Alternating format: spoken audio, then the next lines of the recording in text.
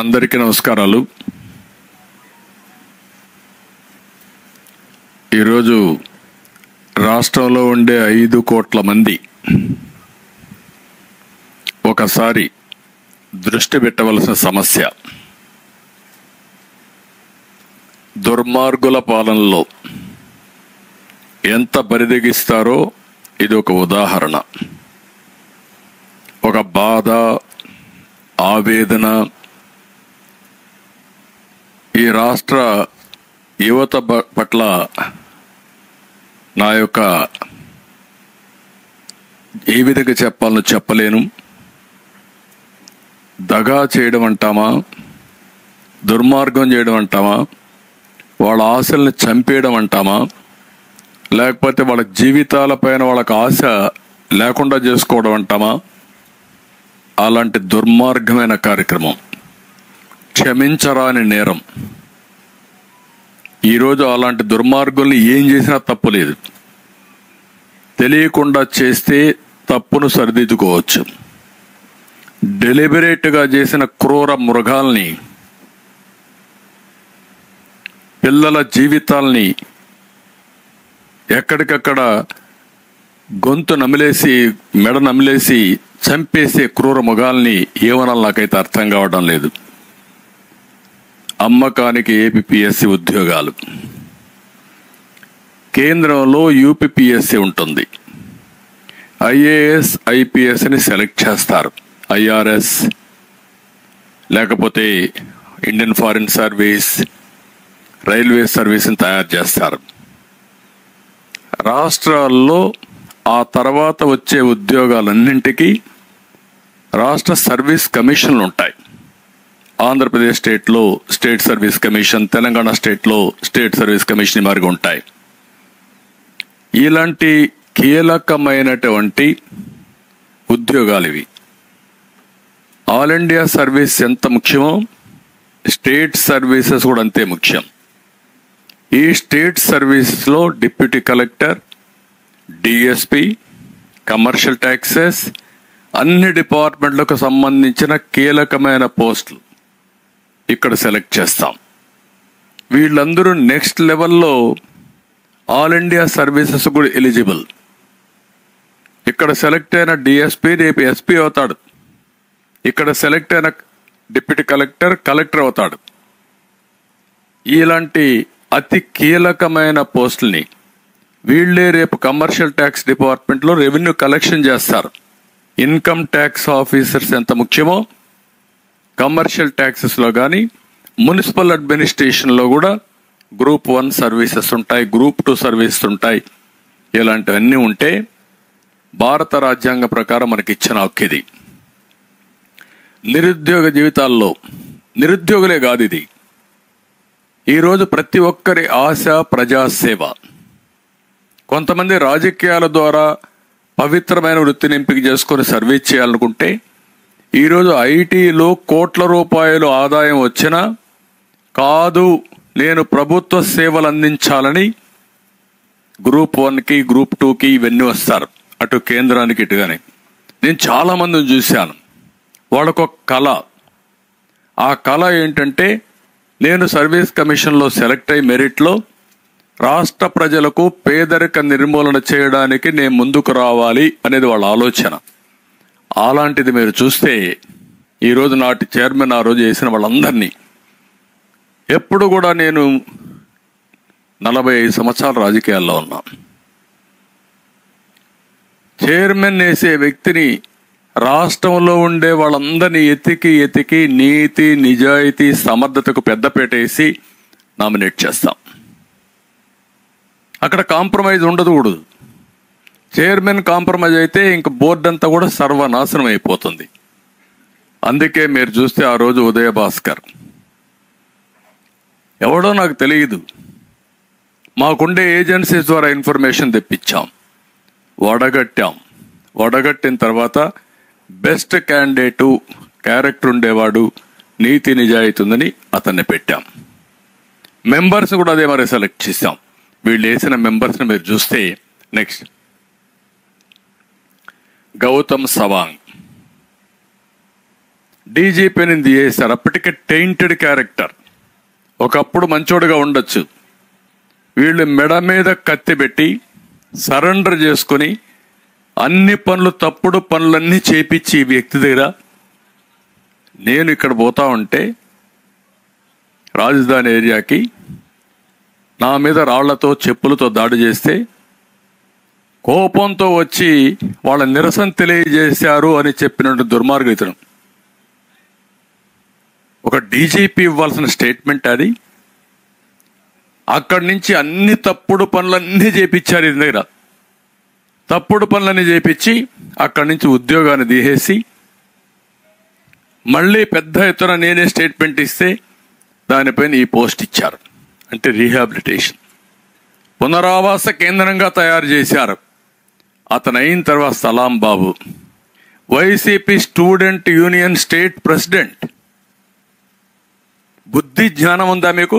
మనుషులా మీరు? మీ party office ఇది? ఎంత దుర్మార్గం అండి ఇది. ఇతనెవరు? జీవి సుధాకర్ రెడ్డి, వైసీపీ నేత, అనంతపూర్. ఇతను సుధీర్, సీఎం జగన్ తాత రాజారెడ్డి అన్న ప్రభదాస్ రెడ్డి మనవడు.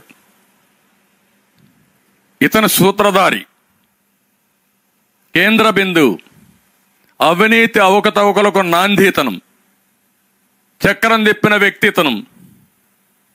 ఇలాంటి దుర్మార్గమైన నీచమైన కార్యక్రమాలు చేసి ఈ పని చేసి సోనీవుడ్ నూతలపాటి ఎవరో ఒక ఐఏఎస్ ఆఫీసర్ బంధువు సివి శంకర్ రెడ్డి, ఈయనకి చాలా అత్యంత సన్నిహితుడు సెలీనా. ఇలాంటి చెత్త మెంబర్స్ అందరినీ పెట్టి పిల్లల జీవితాలతో ఆడుకున్నారు. తల్లిదండ్రుల కష్టం, తల్లిదండ్రుల ఆశని పూర్తిగా నాశనం చేసే పరిస్థితికి వచ్చారు. ఇప్పుడు చూస్తే ఎంత ఇదంటే 18/31 162 గ్రూప్ 1 ఉద్యోగాల నోటిఫికేషన్ ఇష్యూ చేశాం. నేను ముఖ్యమంత్రిగా ఉన్నప్పుడు మా గవర్నమెంట్లోనే. ఇందులో 30 డిప్యూటీ కలెక్టర్స్, 28 డిఎస్పీలు. వైసీపీ పాలనలో ప్రిలిమ్స్ ఎగ్జామ్ జరిగింది 27/5/2019.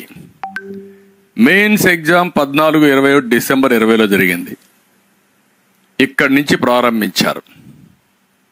అంటే అంతవరకు ఉన్న సాంప్రదాయాలన్నిటికీ తిలోదకాలు ఇచ్చేశారు.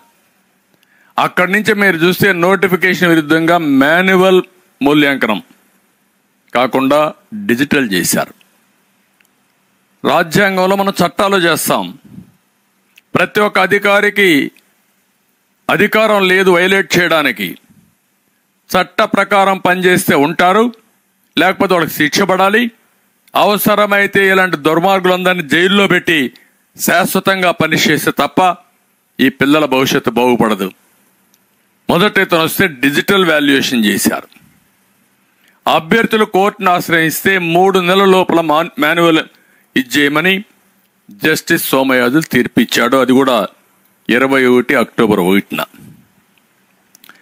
ఎంత కష్టపడ్డారో నేను చూశాను. ఆ స్టూడెంట్స్ని, నిరుద్యోగుల్ని. పిల్లర్ టు పోస్ట్ తిరిగారు, రాజకీయ పార్టీలు అందరి దగ్గర తిరిగారు, మీడియా దగ్గరకు వచ్చారు. వాళ్ళు చందాలు వేసుకున్నారు అడ్వకేట్ కోసం. ఎక్కడికక్కడ పోరాడి తీసుకొచ్చారు. అన్యాయం జరిగిపోతా ఉందని పోరాడి తీసుకొచ్చారు. అది అయిన తర్వాత అప్పటి ఏబిపిఎస్సి సెక్రటరీ సీతారామన్ గారు, ఇతను ఎంత దారుణంగా ప్రవర్తించాడు. వేధించి వేధించి వేధించి చైర్మన్ ఇంటికి పంపించిన వ్యక్తి ఫస్ట్ ఇతనే. ఈ రోజు రేపు ఉంటుందనే ధ్యాస కూడా లేదు వీళ్ళకు. అక్కడి నుంచి 21 డిసెంబర్ 5న మార్చి 20 వరకు మంగళగిరిలో హాయ్లాండ్లో మాన్యువల్ వాల్యుయేషన్ కోసం ఇతనే ఆర్డర్స్ ఇచ్చాడు. నెక్స్ట్ ఇతను ఆర్డర్స్ ఇచ్చాడు. తర్వాత గౌతమ్ సవాంగ్ వచ్చాడు, విజయభాస్కర్ను పంపించారు. ఇక్కడికి వచ్చిన తర్వాత 2020 డిసెంబర్ ఫిబ్రవరి మాన్యువల్ వాల్యుయేషన్ ఫలితాలు తొక్కుపెట్టి గౌతమ్ సవాంగ్ చైర్మన్ అయిన తర్వాత మళ్ళీ వాల్యుయేషన్ చేయించాలి అనే దురాలోచనకు తెరలేపారు. వాల్యుయేషన్ అయిపోయింది. వాల్యుయేషన్ అయిపోయిన దాన్ని రహస్యంగా దాచిపెట్టి మళ్ళీ రెండో వాల్యుయేషన్ చేయాలని ఈ ప్రబుద్ధుడు గవర్నమెంట్కి రికమెండ్ చేశాడు, నిర్ణయం చేశాడు. అక్కడి నుంచి ఏపీపీఎస్సీ 39 మొదటిసారి వాల్యుయేషనే. అంటే ఇక్కడ మీరు గుర్తుపెట్టుకోవాల్సిన, డిజిటల్ వాల్యుయేషన్ చేయడం తప్పు, అది మొదటి వైలేషన్. డిజిటల్ వాల్యుయేషన్ చేసిన తర్వాత మాన్యువల్ వాల్యుయేషన్ జరిగింది. అది తొక్కి పెట్టి మళ్ళా ఇంకొక వ్యాలిడేషన్, మళ్ళా మాన్యువల్ వ్యాలిడేషన్ చేశాడు. ఇవన్నీ కూడా ఏ విధంగా దాచిపెట్టారో కోర్టుకు కూడా భయం లేదు వీళ్ళకు. అఫిడవిట్స్ వేస్తే ఎప్పుడో ఒకసారి తగులుకుంటే ఏమవుతా అనే భయం లేకుండా విచ్చలవిడితనంతో తయారయ్యే పరిస్థితి వచ్చారు. ఆ ఎవిడెన్స్ ఇప్పుడు నేను ప్రూవ్ చేస్తాం. నెక్స్ట్ ఇక్కడ చూడండి, రెండో వాల్యుయేషన్ జరగలేదని కోర్టుని మిస్లీడ్ చేశారంటే బరి తెగించిన ఉగ్రవాదులు వీళ్ళు. లెక్కలేనితనం. ఎప్పుడైనా ఒక చిన్న తప్పు చేయాలంటే మన ఆత్మ మనకు సహకరించదు, ఘోషిస్తూ ఉంటుంది, నువ్వు తప్పు చేస్తున్నావు, ఎప్పుడో దొరుకుతావని. బరి దిగించారు. బరి దిగించి ఈరోజు మీరు చూస్తే 2020 డిసెంబర్ 22 ఫిబ్రవరి వాల్యుయేషన్ జరిగిన ఆధారాలు. వాల్యుయేషన్ జరగలేదని చెప్పారు, అవి కూడా చూపిస్తాను నేను మీకు. ఇక్కడ చూస్తే డేటా టెక్ మెథడెక్స్కి సీతారామన్ లేఖ రాశాడు. ఏమని రాశాడు? ఇది డేట్ కూడా ఇక్కడ క్లియర్గా ఉంది. అవన్నీ మీరు చూసినప్పుడు 25/11/2021.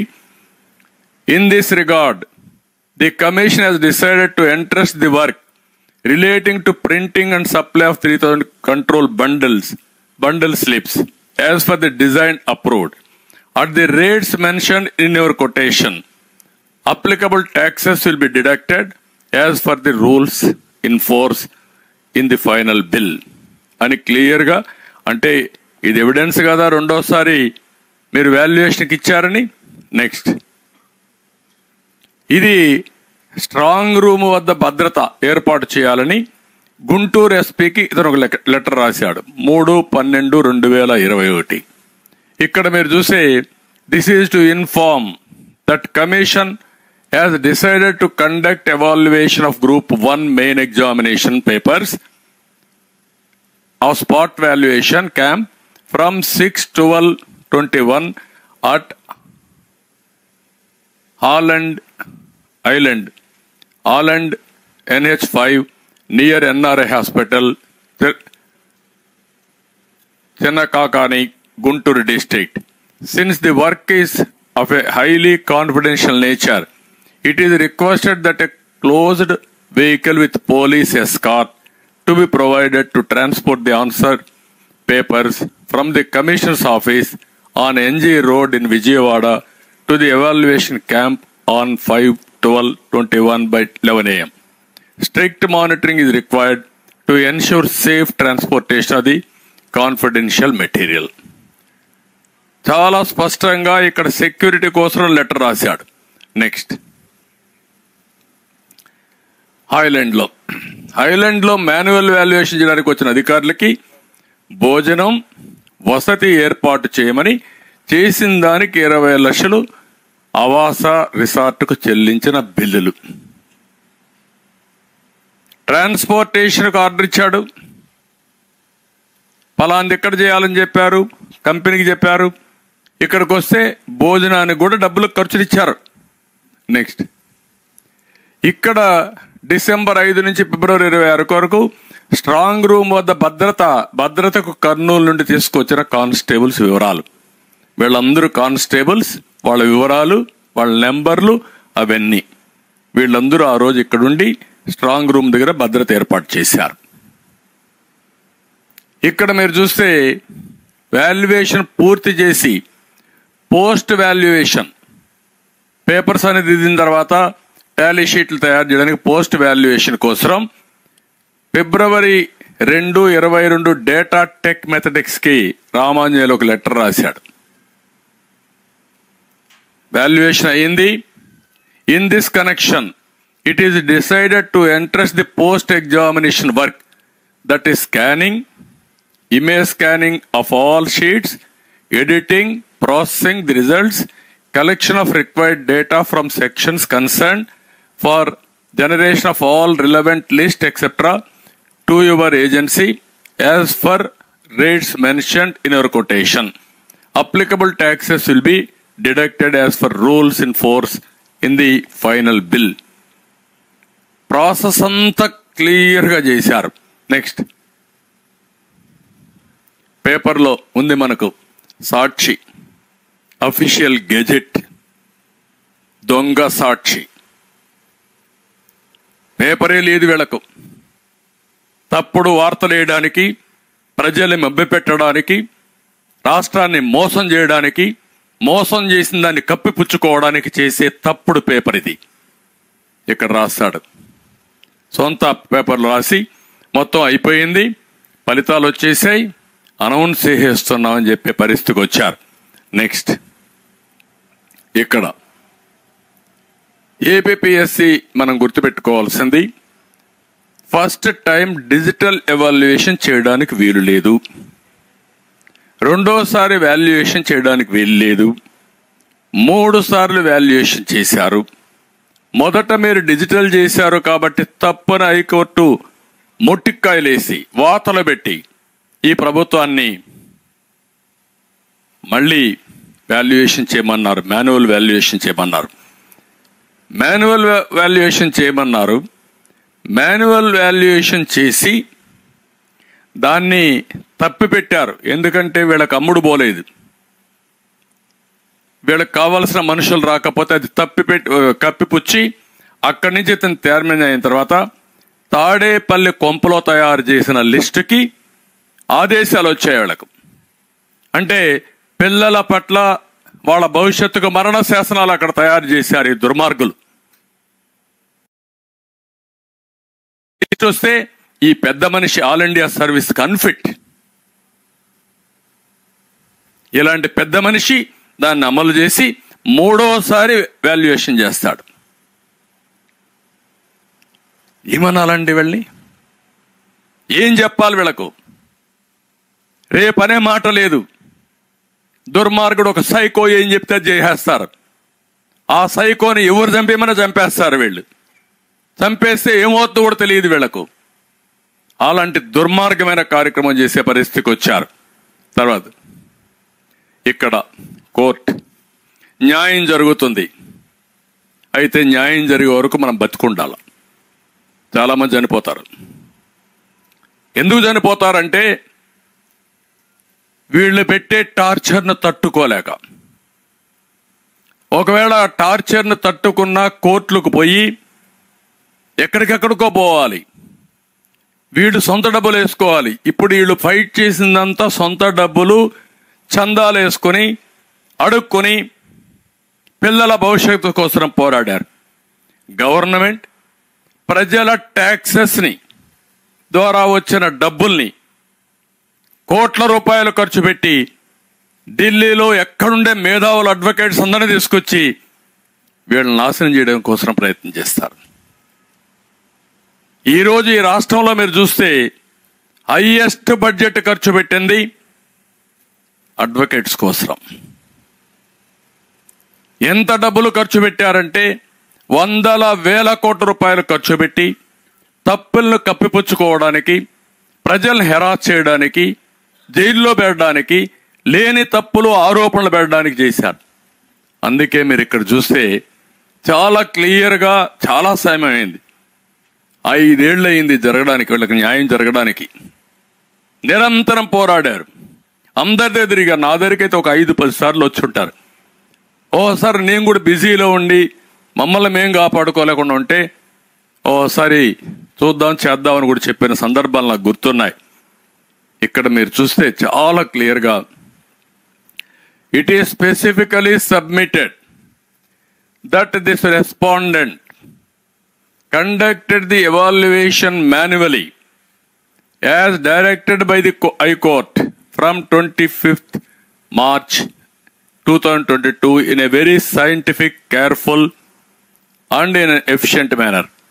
The whole process was under CCTV surveillance and it was recorded. More than 150 volunteers, examiners were involved in the said process.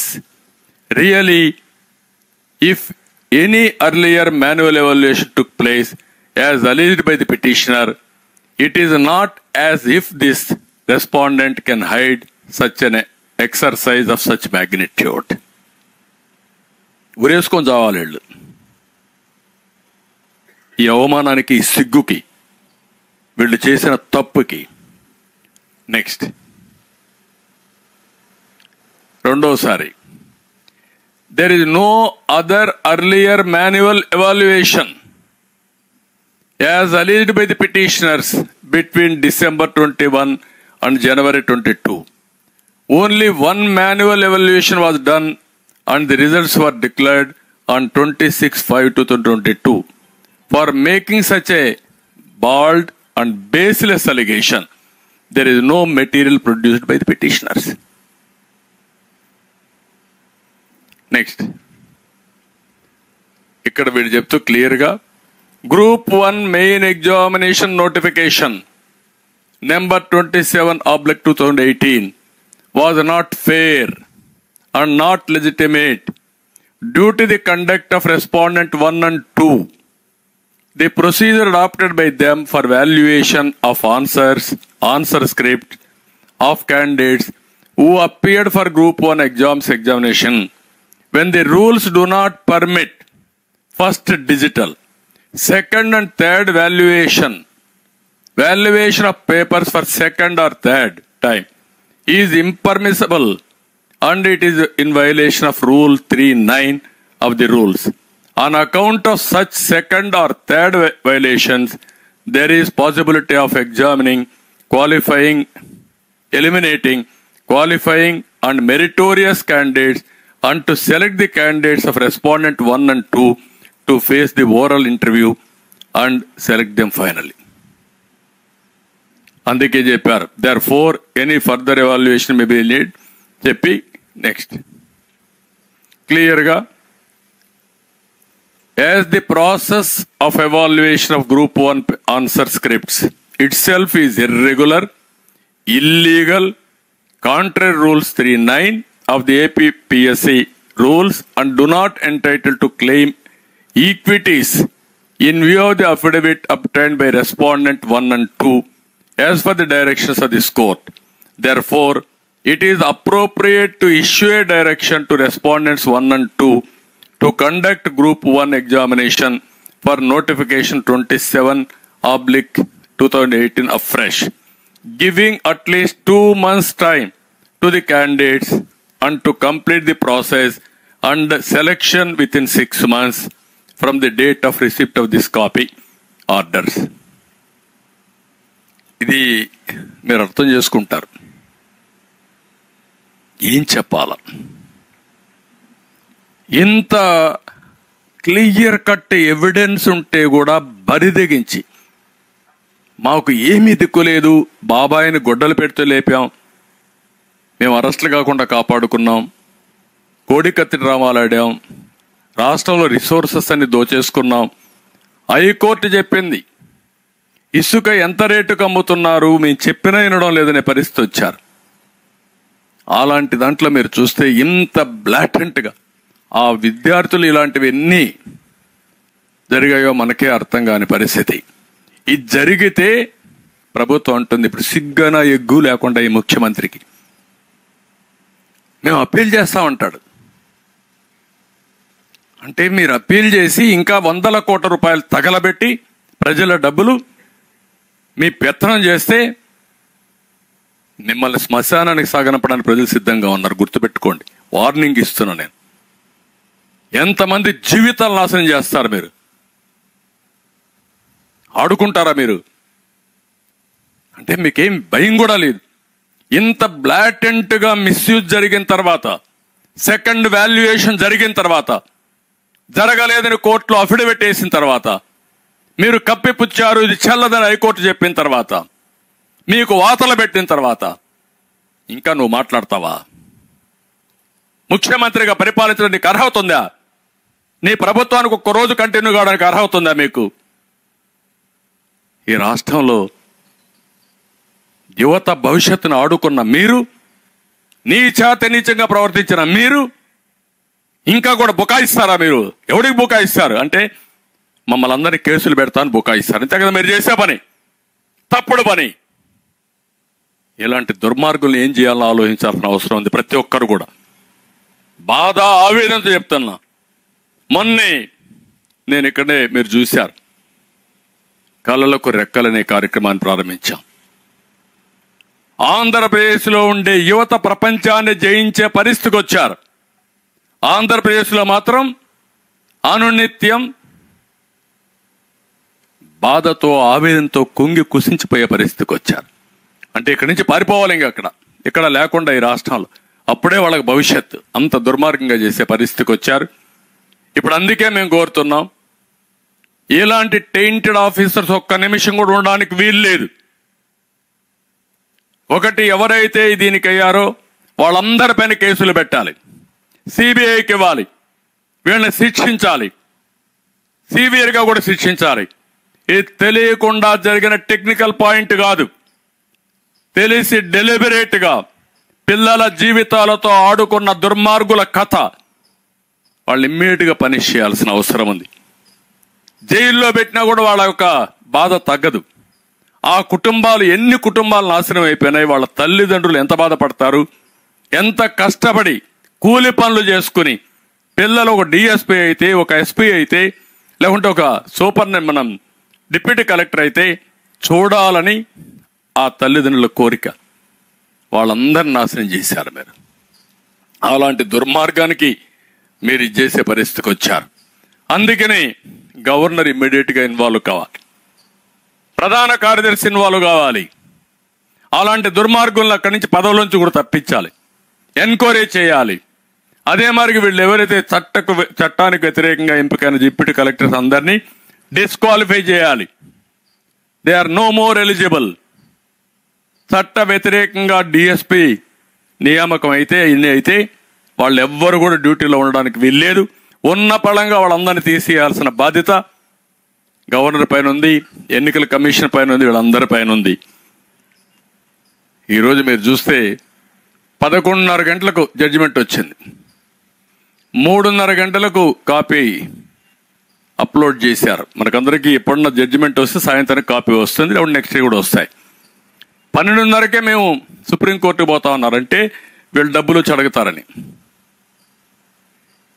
అంటే ఏంటి అక్రమార్కులు ఎంత బరిదెగించిపోయారంటే ఇష్టానుసారంగా తయారయ్యే పరిస్థితులు వచ్చారు. రెండోది, ఎక్కడైనా సరే మీరు ఎగ్జామ్స్ చూడండి, మెయిన్లో ఎన్ని వస్తాయి, ఇంటర్వ్యూలు ఎన్ని వస్తాయి అని పబ్లిసైజ్ చేసేస్తారు, సర్వీస్ కమిషన్ యూనియన్ కానీ స్టేట్ కానీ. ఇక్కడ మొత్తం చేసే పరిస్థితులు లేరు. దాపరికం ఎందుకు? వీళ్ళు అవకతవకలు చేయడానికి. ఇంకో పక్క మొదటి మాన్యువల్ ఇది అయింది, ఇప్పుడు రెండోసారి చేశారు. అంటే మొత్తం ఫస్ట్ మాన్యువల్లో అయిన వాళ్ళు మెరిట్ ఉంటారు, వాళ్ళు పోయారు. వీళ్ళ పాపానికి రెండోసారి చేసిన వీడు పోయారు, అందరూ పోయారు. మొత్తం చాలా దారుణంగా జరిగింది, చాలా బాధాకరం. నెక్స్ట్, ఇప్పుడు కూడా మీరు చూడండి, తెలుగుదేశం పోలింగ్ కూడా లేదు. నిపుణులు సభ్యులు ఉండేవాడు, నిష్ఠార్థులు అనుభవజ్ఞులు, ఈయన బంధువులు వైసీపీ నేతలు అవినీతులు. పరీక్ష నిర్వహణ ఎవ్రీవేర్ ట్రాన్స్పరెంట్, అక్రమాల పర్వం. ఖాళీలు గుర్తించి ఎప్పటికప్పుడు భర్తీ చేస్తే 3 నెలల తర్వాత, లేకపోతే వీళ్ళ ఇష్ట ప్రకారం ఎన్నికల ముందు చేసే పరిస్థితికి వచ్చారు. మెయిన్స్ ఇంటర్వ్యూ మార్కులు ఎక్కడికక్కడ ప్రకటించాం, ఇక్కడ అభ్యర్థులు కోరినా ఇవ్వలేదు.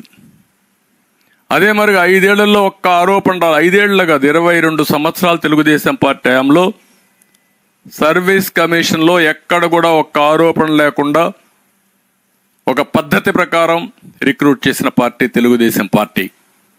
ఈయన పెద్ద ఎత్తున అక్రమాలు, నిరుద్యోగులకు ప్రభుత్వంపై పూర్తిగా నమ్మకం పోయే పరిస్థితి ఈరోజు చూస్తూ ఉంటే ఎక్కడికక్కడ ప్రభుత్వం ఇష్టానుసారం. ఒకప్పుడు ఏది జరిగినా ట్రాన్స్పరెంట్గా నాకు బాగా జ్ఞాపకం. టీచర్ ఉద్యోగాలు కూడా నేను చాలా ట్రాన్స్పరెంట్గా చేశాను. ఎందుకంటే ఎక్కడైనా సరే కొంతమంది కావాలని మార్కులు వేసుకుంటే నష్టపోతారనే ఉద్దేశంతో ఇవన్నీ కూడా చాలా ఉద్యోగాల్ని గ్రూప్ 1 సర్వీస్ కానీ, గ్రూప్ 2 కానీ, ఇంకా మిగిలిన ఉద్యోగాలు కూడా సర్వీస్ కమిషన్కి అప్పచెప్పాం. సర్వీస్ కమిషన్ అంటే పారదర్శకంగా చేస్తుంది, నీతి నిజాయితీ చేస్తుంది, అవకతవకలు ఉండవు, వాళ్ళకంతా ఎక్స్పర్టైజ్ ఉందనే ఉద్దేశంతో అప్పచెప్తే వీళ్ళు ఇష్ట ప్రకారం చేసే పరిస్థితికి వచ్చారు. ఇప్పుడు నేను ఒకటి అడుగుతున్నా, ఈ ఇద్దరు గ్రేట్ పీపుల్ ఏం చేయాలి? వీళ్ళని రాష్ట్ర ప్రజానీకం మీరే నిర్ణయించుకోవాలి. ఈయన ఇప్పుడంతా ఇంటెలిజెన్స్, ఎవరిని అరెస్ట్ చేయాలి, ఎవడి మీద కక్ష తీర్చుకోవాలి, ఎక్కడ తప్పుడు పనులు చేయాలి, ఇదే పని ఇతనికి. ఈ ది కల్ప్రిట్ ఇన్ దిస్. కాదని చెప్పగలుగుతామని అడుగుతాను నేను. అక్కడి నుంచి ఇంటెలిజెన్స్కి వచ్చావు కదా, నీకు తెలుసు కదా, తెలిసి నువ్వే లిస్ట్ తయారు చేసి పంపించావు. మళ్ళా ఎవడికి ఉద్యోగాలు ఇవ్వాలని తాడేపల్లి కొంపలో కూర్చొని ఇష్టానుసారంగా చేసి, వీళ్ళ ఇష్ట ప్రకారం చేసి, మొత్తం దాచిపెట్టి తప్పుడు అఫిడవిట్లేసి ఇష్టానుసారంగా బిహేవ్ చేసే పరిస్థితికి వచ్చారు వీళ్ళు. They are unfit to be IPS. ఐపీఎస్ను కూడా వీళ్ళకి తీసేయాలి. అలాంటి దుర్మార్గుల్ని, ప్రజా జీవితాలతో ఆడుకునే వ్యక్తుల్ని పనిష్ చేయాల్సిన బాధ్యత ఉంది. ఇది పనిష్ చేయాల్సిన కూడా డిమాండ్ చేస్తున్నా.